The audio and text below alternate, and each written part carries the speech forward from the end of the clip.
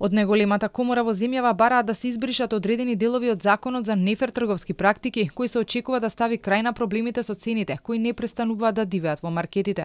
Првиот човек на комората Азески во писмо од 4 страници, до кое дојде Телма, му сугерира на премиерот Мицкоски што не чини во овој документ.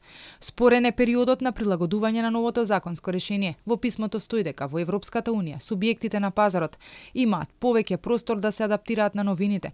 Проблем за Азески е тоа што некои измени треба да се случат во период кога не е завршена календарската година. Праксата на другите пазари во Европската унија укажува на многу подолг период за усогласување со законите со кои се забрануваат одредени трговски практики, додека пак во Република Северна Македонија преоден период не е оставен, освен за добавувачите и за купувачите кои склучиле договори за снабдување, за кои имаат обврска да ги усогласат со овој закон во рок од 6 месеци од денот на неговото влегување во сила, а тоа е пред истекот на септември 2024 година.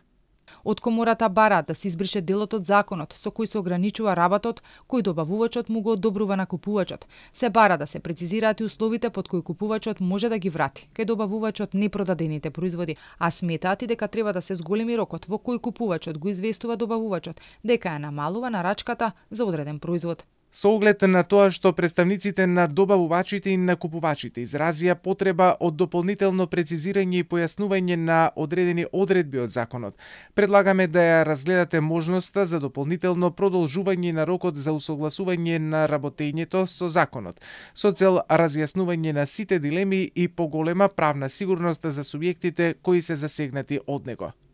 Инаку законот за нефер трговски практики се донесе во март. Паралелно се состави и листа со над 2500 производи чии маржи не треба да бидат поголеми од 10%. Тука се најдоа производи од основни до луксузни, па и алкохол и цигари. И претходно од Стопанската комора бараа во овој документ да бидат само производи кои се со ДДВ од 5%. Сега добавувачите и купувачите имаат рок уште неколку дена да ги усогласат договорите. Премиерот Мицковски ќе чека да заврши месецот и да види дали ја исполниле обврската, но по дописот кој е упатен директно до него останува да се види дали тој ќе ги прифати барањата од бизнисот и дали законот ќе се менува, но и дали ќе се пролонгира неговата примена.